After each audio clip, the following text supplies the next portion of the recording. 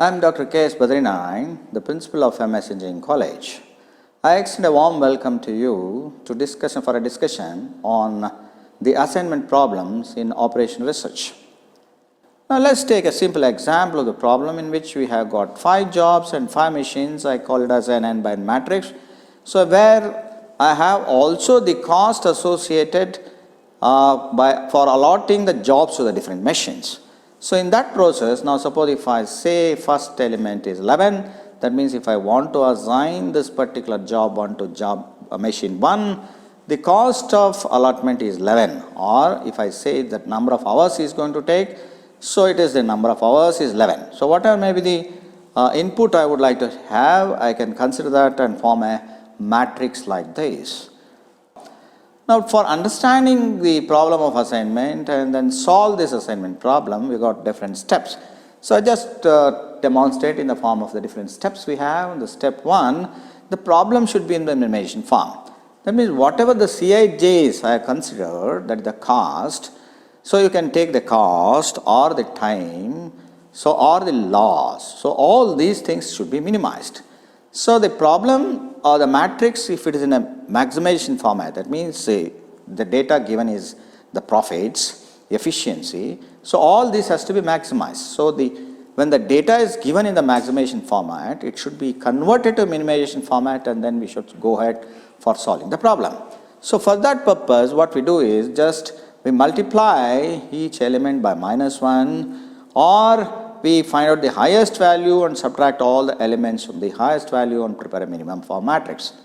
So for example, in the method 1, what we do here is we multiply each of the elements by -1 and then proceed. That's it.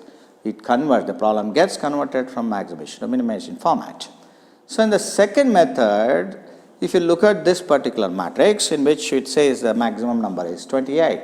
So what we do is we subtract this different elements from this 28 and then make a minimization matrix. For example, 28 minus 11 is 17. That's what you see for allotting the job 1 to the machine 1.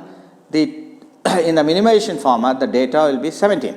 It is not the 11, it will be 17. So we convert this machine mathematical method, we convert this particular maximization format to this minimization format, and then we proceed with the next steps.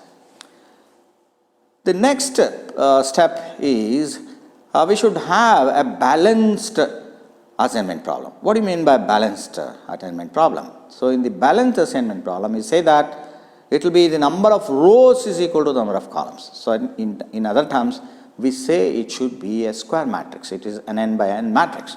For example, now if you see in the left hand side, we have a 5 rows and 4 columns. Suppose if you have 5 jobs and 4 machines has to be allotted, then what we do is we convert this 5 jobs, 4 columns into 5 rows and 5 columns. So the 5th column, it is not there, so it is a fictitious column. So we add all zeros and then proceed with the next step, right? So this is the second step where we say that the particular problem is converted to a balanced matrix form. Now the other steps are, the first is the row minimum subtraction, the column minimum subtraction, assignment. So how do we do this particular assignment? So when we do the assignments, after doing the assignments, we get the number of assignments is equal to the number of columns is equal to the number of rows, then that's the end of it. So it means we reach out for the final result, so we go for a readout. Suppose if the number of assignment is not equal to the number of columns is equal to number of rows, then we go for a marking algorithm. The next, if the number of assignment is equal to the number of columns is equal to the number of rows, then we go to the step 7, that means readout. Otherwise, we go for the step 9, that means we go for the marking algorithm. So this process continues. So this is the process involved or the steps involved in solving an assignment problem. Now let's see the third step. As we've seen, it's a row minimum subtraction. What do we actually do in row minimum subtraction? So in the row minimum subtraction, we identify the minimum in each of the row. So as I've indicated here in the green color format, so number 8 is the minimum of the first row, 6 is the minimum of the second row, 12 is the minimum of the third row, so on. So what we do is the row minimum subtraction. The minimum of the row is subtracted from the different elements of that particular row. So in that process, the 11 minus 8 is 3. The next 17 minus 8 is equal to 9. 8 minus 8 is 0. Similarly, 16 minus 8 is 8, and then 20 minus 8 is 12. So this is how we calculate the row minimum subtraction. Similarly, for all the rows, I do the minimum subtractions and I get a matrix like this. Now, the next one is the column minimum subtraction. So, in the column minimum subtraction, I find out the column minimum and then subtract the column minimum. So, as you see here, the column minimum is now again the 1, the second column minimum is 0, third column minimum is 0, fourth column minimum is 0, and the fifth column is 0.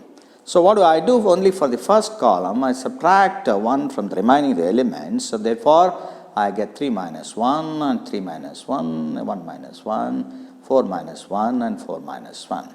So, if I do all the column minimum subtraction, this is the matrix that I am going to get. Now, once the column minimum subtraction is done, so in the entire matrix you can see that there will be at least 1 0 in each of the row as well as in each of the column. So, that is indicated. So, now what do I do in assignment? I choose a single 0 in each of the rows and then I start assigning it. So, it means to say in the first row I find there is only one single 0.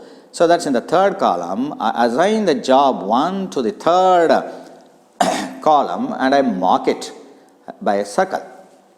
So, then I go for the second row. There is a single 0. So, I assign that single 0 by marking a circle. Now, the fourth job, since it is fourth machine is being allotted to the second job, the fourth machine cannot be allotted to any other jobs. Therefore, I cancel that particular 0 in the fourth column.